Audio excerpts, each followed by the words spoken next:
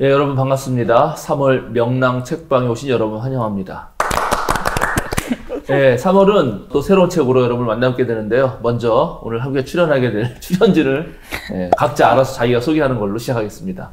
네, 안녕하세요. 저는 현재 한국기독교 장로회 소속 김빈 목사라고 합니다. 제가 한 5년 전쯤에 생명사랑교회 목회시스 와서 한문덕 목사님께 좋은 가르침을 얻었는데, 시간이 지난 이후에 이렇게 함께 좋은 기회를 갖게 돼서 참으로 감사하게 생각하고 있습니다. 감사합니다. 네, 좋습니다. 반갑습니다. 소개해 주시죠. 네, 안녕하세요. 저는 생명사랑교회 청년부 소속으로 열심히 온라인을 주로 오프라인을 가끔 열심히 활동하고 있고, 또 직장생활 열심히 하고 있는 조민지라고 합니다. 두 전문가와 함께하는 비전문가의 역할을 오늘 맡을 예정입니다. 네, 좋습니다. 반갑습니다. 우리가 2월 달에는 구약을 했잖아요. 우리 문익환 목사님의 히브리 민중사를 했는데, 3월 달에는 이대에서 신약학을 아주 오래도록 가르치신 박경미 교수님의 신약성서, 새로운 삶의 희망을 전하다라는 책을 정했습니다. 자, 그럼 우리 본격적으로 우리 책에 대해서 한번 얘기를 나눠보겠습니다. 우선 전체적으로 한 번씩 읽어보셨으니까는 소감, 느낌 나누실까요? 저부터. 네, 그러세요. 이 책을 소개를 한다면 나는 한 줄로 어떻게 소개를 할 수 있을까? 이제 다 읽고 나서 고민을 해봤는데, 이렇게 정리를 해봤습니다. 성경을 읽지 않았어도 읽을 수 있는 신약 성서 해석 이야기. 오, 성경 아니어도 된다. 이거는 충분하다. 이런 얘기인가요, 지금? 안 읽은 분들도 충분히 읽을 수 있다. 네. 성경을 잘 모르는 사람도, 그다음에 일반 사람들도, 그쵸. 즉 기독교인이 아니고 교회 안 다녀도 충분히 성경 뭐지? 바로 성경 들어가기 좀 그러니까 성경에 대해서. 네, 맞습니다. 오, 좋네요. 네. 그래서 정말 편하게 좀 진입 장벽이 낮은 성경 해석 이야기가 아닌가 생각을 했고, 저보다 더 모르시는 분들도 충분히 읽으실 수 있고, 물론 저보다 정말 많이 아시는 분들은 더 재밌게 읽으실 수 있다. 네, 그런 생각을 했습니다. 김빈 목사님 어떠셨습니까? 네, 저는 이 책을 읽으면서 예수님을 알고 있지만 그분을 더 알고 싶고, 그분을 사랑하지만 더 사랑하고 싶은 사람들에게 꼭 필요한 책이라고 저는 생각했습니다. 왜냐하면 우리가 이제 무언가를 알 때에 다 안다고 생각하지만 실은 모르는 게 훨씬 더 많고, 특별히 이제 교회에서 신앙생활을 오래 하시는 분들일수록 어떤 이제 믿음의 대상이신 분, 우리가 믿어야 할 분으로만 생각하지, 그분이 실제 어떠한 삶을 살았고 그분이 어떠한 발자취를 걸었는지 우리가 잘 알지 못하는 부분이 많거든요. 그거를 우리가 좀 이해하기 쉽게 좀 친절하게 좀 제시해 줬다는 측면에서 예수님을 좀 더 알고 또 사랑하고 싶으면 반드시 좀 읽으면 좋을 책이다라고 저는 생각합니다. 저도 좀 느낌을 얘기하자면, 제가 정말 또 학부 때 신약을 워낙 좋아하고 예수님에게 미쳐서 살았기 때문에 그런 책들을 엄청 읽었어요. 근데 그 읽는 것을 어떻게 다른 사람에게 잘 쓸 수 있을까? 라고 할 때, 이렇게 쓰면 좋겠다. 그런 느낌이 정말 들었어요. 그거는 지난달에 문익환 목사님의 히브리 민용사를 했거든요. 거기도 구어체로 쓰여가지고 더 잘 읽혀요, 사실은. 막 말하듯이. 그런데 읽다 보면 거기에 엄청난 신학적 보고들이 녹아 있어요. 근데 이 책도 역시 느낌은 술술 읽히지만 이 안에 박경미 교수님이 평생 공부하신 그런 내용들이 곳곳에 녹아 있다. 이거 훌륭하다. 그런 생각이 들었습니다. 자, 전체적인 소감은 이렇고, 특별히 어떤 좀 감동을 받았다거나 아니면 궁금하다거나, 이런 건 새로운 깨달음이라던가 이런 걸 좀 더 나눠볼까요? 구체적으로? 저는 89페이지에 원수를 사랑하라에 대한 이야기가 나오는데, 읽을수록 정말 어렵다라는 생각을 했던 것 같아요. 정말 내가 원수라고 표현을 할 수 있는 사람이 누군가 있다면 정말 그 대상을 내가 사랑을 할 수 있을까? 제가 생각하는 원수는 약간 그 드라마에 나오는 부모님의 원수, 너를 드디어 만났다, 이런 칼을 가지고 이런 그런 장면들밖에 안 떠오르는 거예요. 내가 진짜 원수다라고 생각을 할 만한 사람을 내가 진짜 사랑하는 게 가능할까? 너무 어렵지 않을까? 이런 생각을 했는데, 마침 여기에서 이제 교수님께서 적어주신 내용이 불가능성을 통해서 영향을 미친다라는 내용이 나오더라고요. 그래서 이게 정말 그만큼 불가능하기 때문에 더 와닿아야 하는 그런 내용이구나. 이게 얼마나 어려운지를 통해서 그렇기 때문에 더 대단한 사랑이다를 느껴야 되는구나. 약간 뒤통수를 맞은 느낌이었어요. 그러니까 하기 어려운데 그러나 그렇기 때문에 오히려 네. 더 강력한 메시지일 수 있겠다. 네. 그런 말씀인 거죠. 원수까지는 아니더라도 왜 살다 보면 싫은 사람 있잖아요. 뭐 직장에도 있고, 그쵸. 심지어 교회도 있고, 자기 집안 사람이 원수다 이런 말도 있고. 보통 부부들 사이에 핸드폰 보면 다 이 왼수 이렇게 다 써놓은 게 다 가족이잖아요. 이거는 정말 나에게 피해를 준 사람. 그 사람들에 대해서 내가 어떤 태도와 자세를 보여야 되나? 사실은 그냥 꼴 보기도 싫은데 사랑하라는 것까지 이런 생각 들었다는 거구나. 좋습니다. 진미 목사님은 혹시? 방금 일단 말씀하신 거에 좀 덧붙이자면, 네네. 일단 이제 이 말씀을 하신 이제 배경은 이제 산상수에서 네, 그렇죠. 이제 나오는 원수 사랑 이야기인데, 저는 이 이야기를 이제 이 뒤에도 나오지만 예수님의 비유 중에 선한 사마리아인 비유와 좀 연결시켜서 해석해보고 싶은 게, 보통 우리는 이제 이웃 사랑은 상대적으로 원수 사랑보다 쉽다고 느껴지지만 전체적으로 봤을 때 이웃은 결국 원수를 포함하고 그 우리 삶 속에서 누구도 배제되지 않는 그런 영역까지 포함하여서 사랑하는 것인데 그것이 우리에게 어떻게 가능할까? 실상 가까이 있는 사람들도 사랑하기 어렵고 사랑하는 사람들도 사랑하기 어려운데 어떻게 이제 원수까지 사랑할까라는 예수님의 가르침이 우리에게 너무 버겁게만 느껴지기도 하다라는 생각이 들었는데 이것이 이제 하나님 나라에 관한 가르침이라고 한다면 그것은 불가능한 것이 맞다. 그것이 가능하다면 그것은 인간의 논리, 인간의 윤리지 이것이 불가능하기 때문에 하나님 나라의 가르침에 부합하지만 이것이 불가능하지만 그러나 여전히 우리에게 가능성으로 남아있기 때문에 우리는 그런 불가능한 이상을 쫓아서 묵묵히 걸어나가는 예수의 제자, 발자취를 따라 나서는 예수를 사랑하는 사람들이지 않을까라는 생각을 해봤습니다. 그러니까 불가능의 가능성이란 말로 저는 이 예수님의 산상수훈 가르침, 원수사랑과 이웃사랑을 좀 포괄적으로 이해해봤습니다. 갑자기 깊어지려고 그래요. 뭔가 좀 더. 아니, 제가 이 얘기를 들으면서 갑자기 칸트가 떠올랐는데, 철학자 칸트란 분이 있거든요. 그분의 말 중에 되게 이제 간단히 줄여서 하는 말은, 저 하늘에 별이 총총히 떠있듯이 내 마음에 도덕법이 있다. 그런 얘기를 해요. 그러니까 별이 떠있는 건 확실하잖아요. 근데 별 아무도 가다할 수 없거든요. 별에 간다는 건 불가능한 일이에요. 고대 사람들에게. 근데 별이 떠있다는 그 말이 뭔가? 그런 사람들은 저 별을 보고 별을 향해서 계속 걸어간단 말이죠. 그러니까는 그 사람이 별에 직접 가 닿을 수는 없을지 몰라도 별이 저렇게 명확하게 떠있다는 사실만으로도 거기를 향한 그 발걸음, 즉 길을 잃지 않는 거죠. 죄를 덜 짓게 되고 원수를 정말 사랑하지는 못해도 그래도 사랑하려는 노력을 끊임없이 하게끔 만들므로써 그 인류 사회를 바꿔온 게 있거든요. 이제 그런 얘기들을 지금 하신 것 같은 느낌이 듭니다. 아, 좋네요. 또 다른 뭐. 네, 이 책은 이제 기본적으로 세 개의 복음서를 중심으로 쓰여진 것 같아요. 첫 번째는 마태복음, 첫 번째 챕터는 이제 산상수훈에 관해서 쓰고, 예수님의 비유에 관해서는 누가복음 텍스트를 중심으로 했고, 그리고 또 이제 예수님의 공동체 회복 운동에 관해서는 마가복음 텍스트를 위주로 삼았던 것 같아요. 네, 한편으로 아쉬운 점이 요한복음서가 약간 이 책의 주된 관점에서 벗어났다는 지점이 좀 아쉬운데, 박경미 교수님께서 의도적으로 그렇게 하신 것 같긴 하지만, 이것이 좀 저는 개인적으로 그 의도하신 분이 아쉽게 느껴지는 부분도 있습니다. 왜냐하면 이런 우리가 흔히 공간복음서라고 말하는 마태마가 누가복음서에는 우리가 좀 더 예수님의 역사적 흔적에 대해서 좀 더 가까이 다가갈 수 있고 역사적 인물로서 예수님을 좀 더 직접적으로 바라볼 수 있지만 요한복음은 사실상 그게 쉽지 않은 것도 사실이거든요. 근데 저는 어떤 신학자가 이런 얘기를 했던 것 같아요.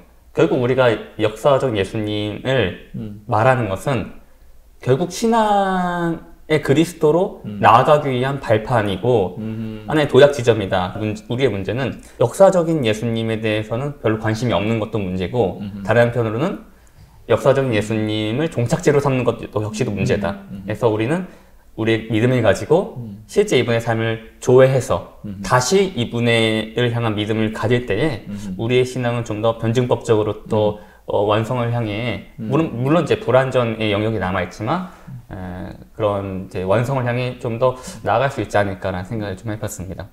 좋은 얘기네요. 정말로 그래요. 근데 이 책이 시작할 때 이미 내가 좀 더 역사적으로 보겠다. 이 얘기를 이제 아예 펼치죠. 네. 예, 그리고 또 한국교회가 신앙의 그리스도에 너무 치우쳐 있으니까 아마 더 그쪽을 한 것도 사실인데 우리 목회자 같은 입장에서는 그래서 역사적 예수를 그냥 뭐 역사적 인물 근데 살았던 꽤 괜찮은 사람으로만 알고 넘어간다는 거는 또 그리스도교 입장에서는 그러면 안 되죠. 그러니까 그분이 실제로 나의 구주가 되고 나의 주님이라고 고백할 수 있는 그 단계로 나아가야 되는데 그런 부분을 조금 말씀해 주신 것 같고 혹시 뭐 궁금하거나 되게 어려운 거나 이런 건 없었어요?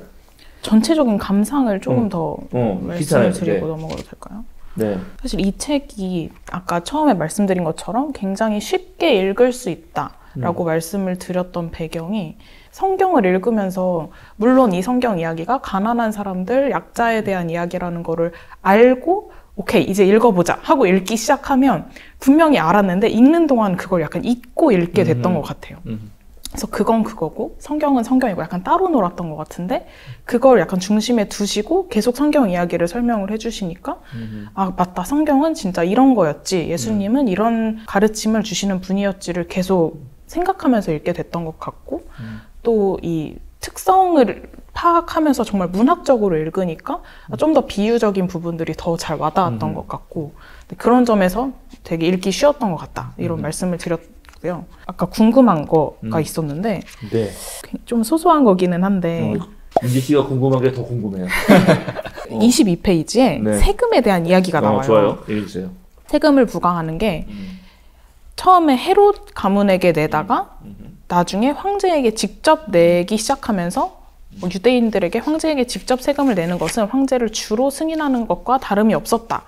이런 내용이 나오는데 세금을 내는 건 어차피 똑같은데 헤롯에게 내는 거랑 황제에게 내는 게 어떤 차이가 있었던 거지? 어차피 똑같은 거 아닌가? 그랬어요. 이게 예수님 살던 시대는 로마 제국이 통치를 했는데 제국이라는 거는 전쟁을 일으켜서 남의 나라를 침략해가지고 다스리는 거 아니에요. 다스리는 방식이 두 가지가 있어요. 하나는 괴뢰 정부를 세우는 거예요.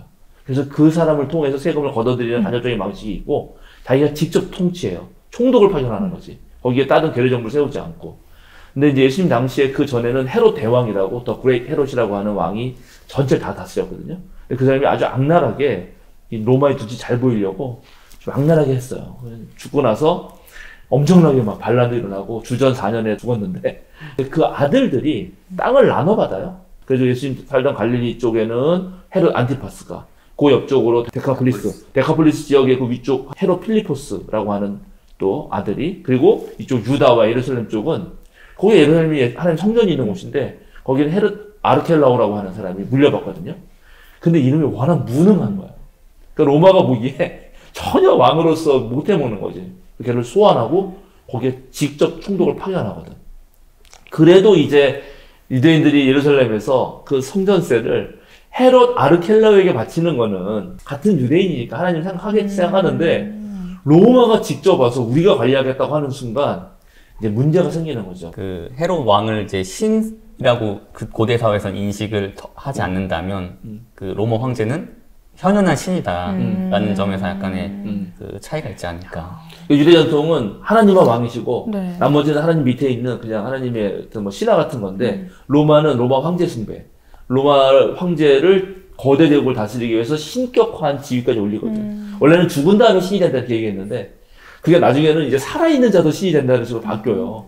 그러니까 이게 유대인들에게는 받아들이기 어려운 그런 종교적인 것을 자극한 거죠. 좀 이해가 되셨나요? 네네. 어차피 내는 건 똑같은데 뭐가 문제지? 이런 생각을 했었는데 그런 사소하지 않은 차이가 있었네요. 네. 아마 우리 시청하시는 우리 교우들뿐만 아니라 많은 분들도 읽다가 궁금한 점이 생길 수 있는데 그럼 언제든 유튜브에 댓글 달아주세요. 또 있어요? 네, 또 있는데 이번에는 좋아요. 뒤로 넘어가서 197페이지에 좋습니다. 오병이어에 대한 이야기가 나오는데 네.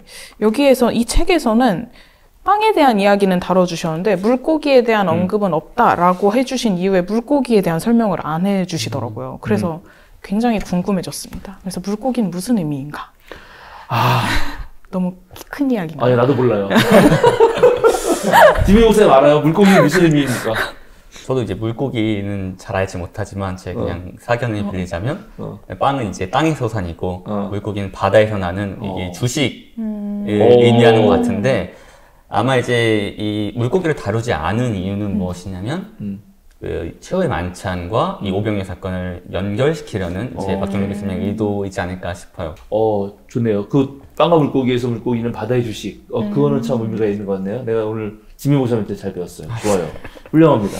빵과 물고기가 가지고 있는 의미가 하나 더 있는 게 성경에 보면 사실 예수님이 뭐 고기를 잡섰다라는 직접적인 표현은 사실 없거든요. 물론 이제 식사를 잔치를 하셨다라든지 아니면은 뭐 유월절 식사를 하셨을 때 물론 이제 어린 양을 잡아서 드셨을 수 있겠죠. 근데 명시적으로 그런 표현은 없는데, 그렇다면 이제 물고기와 빵이 가지고 있는 의미는 좀, 농사는 기본적으로 파종하고 경작을 하지만 자라는 것은 인간의 노력이 좀 약간 불필요한 것이죠. 물론 이제 그럼 농부들은 하는 게 없냐라고 하실지 모르겠지만, 근데 이제 마찬가지로 어부들도 물고기를 잡는 행위에 있어서 거기에는 뭐 우리가 육축을 키운다든지 아니면 양봉을 한다든지 이런 거에 비해서 하나님의 베푸신 은혜가 좀 강조되는 그런 품목들이라고 저는 보여지거든요.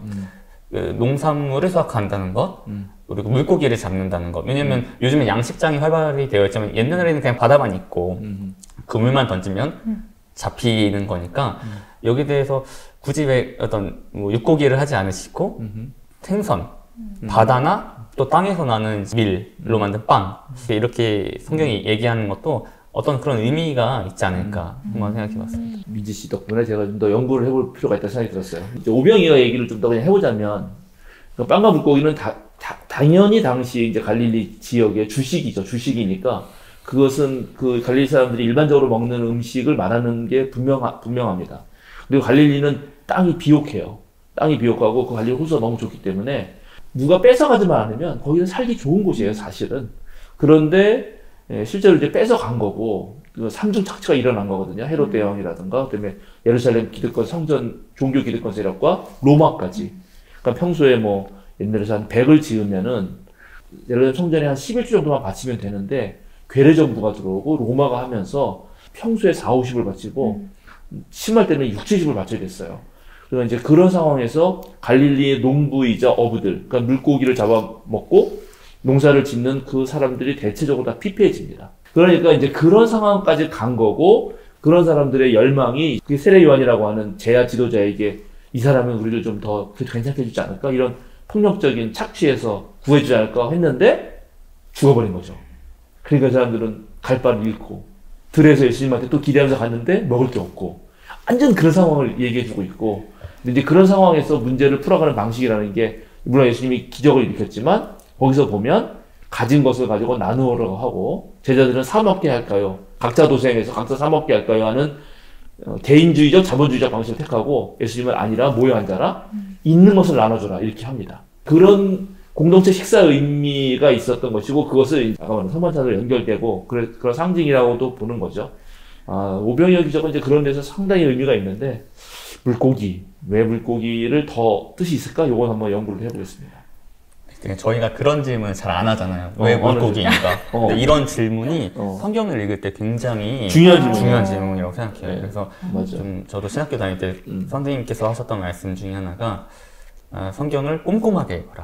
맞아요. 그리고 세심하게 읽어라. 그리고 마지막으로는 낯설게 읽어라. 그러니까 이거를 마치 처음 보는 것처럼. 맞아요. 그래서 가끔은 이제 우리가 뭐 한국어 성경을 보지만 또 다른 번역 성경도 한번 읽어보고, 가능하신 분들은 외국어로 된 성경을 읽어보는 게 이 성경을 좀 읽을 때의 느낌이 좀 다르고 사뭇 낯설게 느껴지는 그런 부분에서 또 우리가 놓치는 부분들이 있기 때문에 그런 게 성경을 읽을 때 아주 올바른 태도, 노법이지 않을까. 제가 오늘 비전문가 역할을 톡톡히 한 것 같아서 아주 뿌듯합니다. 아주 훌륭합니다. 전문가들끼리 있으면 이런 질문 안 하거든요. 당연히 이거 전제되고 그냥 넘어가는데 아주 중요한. 그냥 바다까지도 물고기 있지 뭐 이러고. 좋습니다. 역시 잘 보셨어요. 잘 보셨어요. 그럼 우리 여기에 많이 참여하셔야 됩니다. 광고 좀 나갑니다, 여러분. 또 있어요? 질문은 이제 없는데 말씀하신 상상력에 대해서 마지막 부분 에필로그에 나오더라고요. 좋습니다. 287페이지. 네.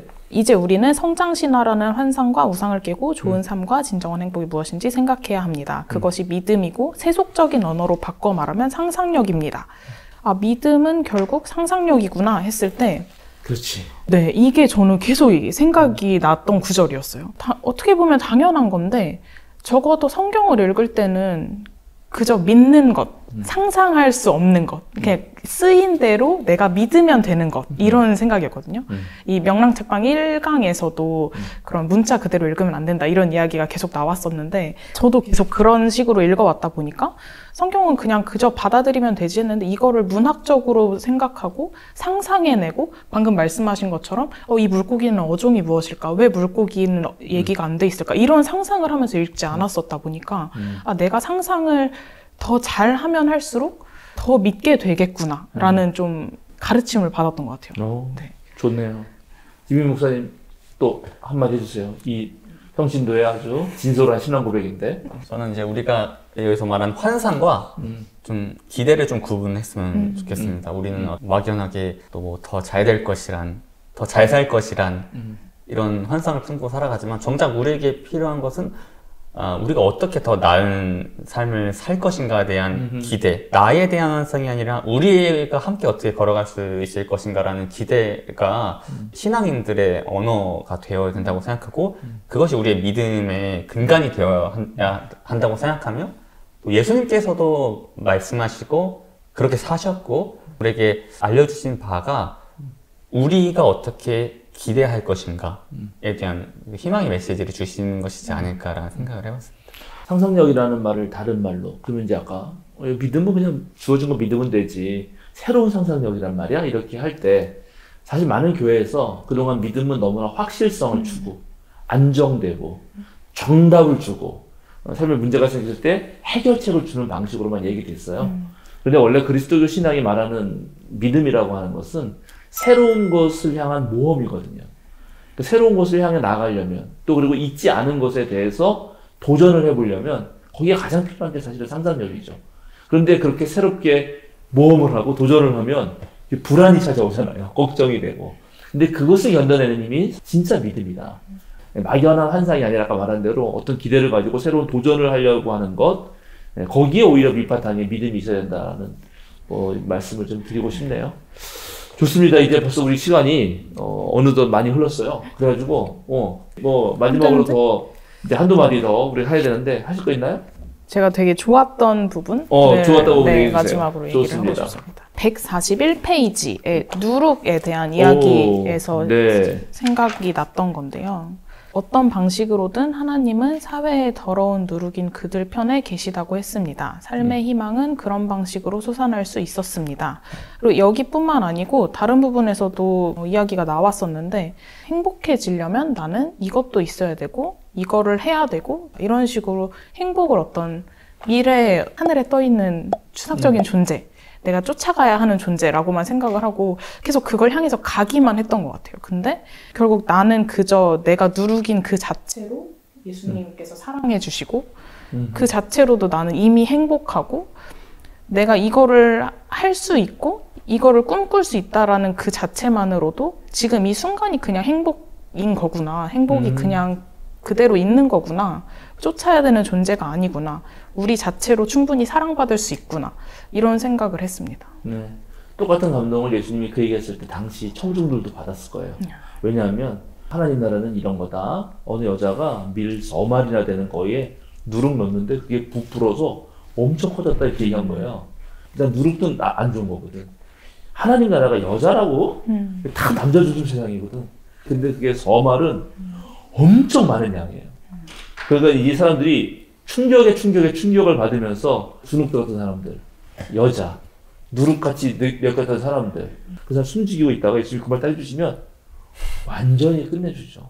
네, 방금 말씀하신 누룩 이야기가 당시 청중들에게 얼마나 좀 감동스럽고 벅차는 이야기였는지 이 책을 보면서 다시 한번 느꼈는데 박경민 교수님께서 버나드 브랜드 스캇이라는 학자의 비유 연구를 좀 많이 인용을 하셨습니다. 그래서 그분의 책이 아마 예수 비유 새로 듣기라는 이제 김기성 목사님께서 아마 역자이신 걸로 알고 있는데 그 책도 한번 찾아서 읽으시는 것도 한번 이제 추천해 드리고요.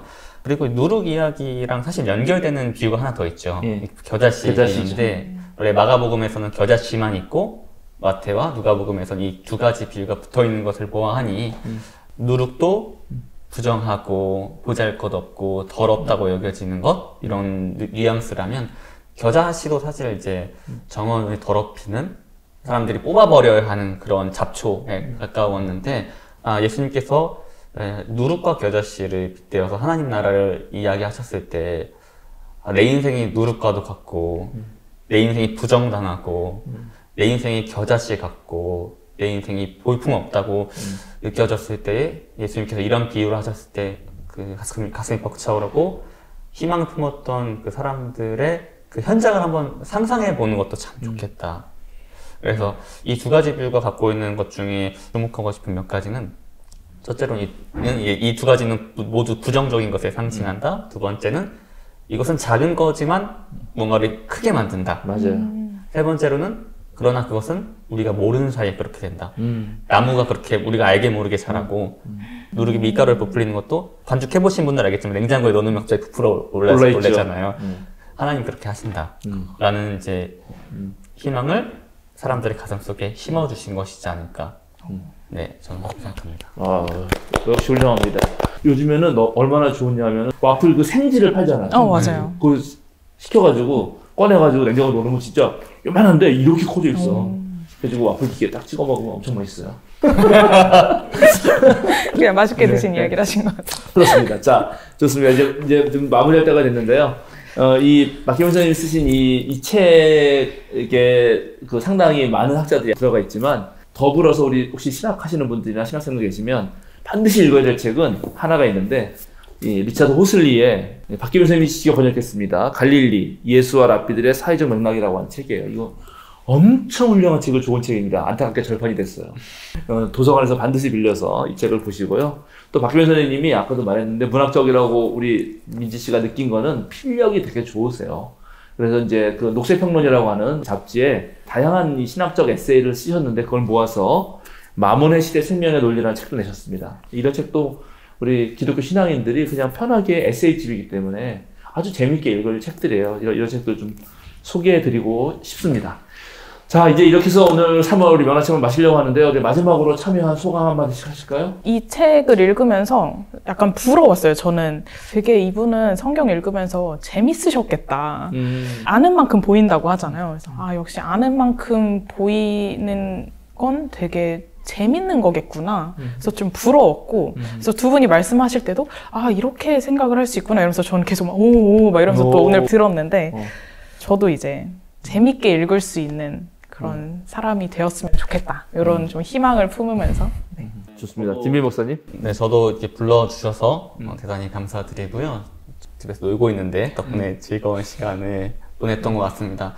이 책을 좀 갈무리하면서 몇 가지 총평을 좀 하자면, 이 책은 예수님의 혁명성, 그리고 어떤 종말론적인 예언자성, 그리고 그 스승으로서의 그런 모습을 담지하고 있지만, 그럼에도 불구하고 세상 죄를 지고 가신 하나님의 어린 양이신 주님을 떠올릴 때 그런 하나님께서 이 땅을 어떻게 사셨는가, 우리가 여기에 늘 포커싱을 맞추면서 좀 갔으면 좋겠다. 그래서 어떤 역사적인 모습의 예수와 믿음의 대상인 그리스도가 서로를 상호 보완하면서 참 하나님이자 참 인간이신 예수님을 좀 더 사랑하는 시간이 되었으면 좋겠다고 생각했고요. 이 책이 좀 아쉬운 지점은 신약 성경 전반을 다루지만 사실 바울 사도의 글들이 굉장히 많잖아요. 네. 그걸 좀 더 세심하게 다루는 이제 이야기들이 있었으면 더 좋지 않았을까. 왜냐하면 혹자들은 예수님과 바울이 이야기하는 부분이 상이하다. 그렇기 때문에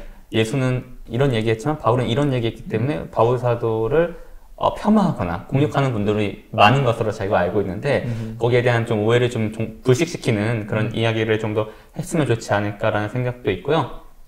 그리고 마지막으로 그리스도교 신앙의 사실 본질은 예수님의 십자가 죽음입니다. 그 부분을 우리가 늘 생각하고 전제하면서 이 책을 읽으셨으면 더욱 좋겠다라는 생각을 해봅니다. 감사합니다. 저는 역시 오늘날 이렇게 신약 성서학, 특히 성서학자들이 쓴 글들의 가장 큰 장점은 우리의 신앙이 이렇게 추상적이거나 머리로만 있는 게 아니라 실제 역사를 살아갔던, 그리고 당시의 정치, 경제, 문화적 상황 속에서 좀 더 인간다운 삶 또는 생명이 풍성하고 우리 생명사랑교회 이름처럼 생명 살리고 사랑이 넘치는 삶을 위한 진지한 노력들이 담겨 있는 것을 잘 보여준다. 그래서 성경을 읽고 그 단지 재밌네만 아니라 우리 삶에서도 실제로 우리의 정치, 우리의 경제, 우리의 문화에서도 우리가 어떤 선택을 하고, 비록 우리가 누룩같이 보일 수 있고 되게 미미한 겨자씨처럼 느낄지 몰라도 4월 10일 총선에 여러분 꼭 나서 투표하셔라. 그런 게 하나님 나라 만드는 길이다. 이런 얘기를 할 수 있다는 거죠. 이런 것을 보여줄 수 있다고 믿습니다. 자, 우리 수고하신 두 분, 우리 박수로. 자, 여러분 3월 명랑책방은 여기서 마치고요. 4월은요, 이제 소설로 갑니다. 우리가 너무나 사랑하에 맞이하는 엔도 슈사크, 일본 카톨릭 쪽에서 자라나신 그런 소설가이시고, 그분의 책을 읽지 않고는 정말 우리 동아시아 사람들의 이 신앙의 고민과 깊이를 모른다 하는 앤더 슈서의 침묵을 가지고 하려고 합니다. 그 책도 여러분 미리미리 사서 읽어주시기 바라고, 다음 달에 또 만나 뵙겠습니다. 안녕.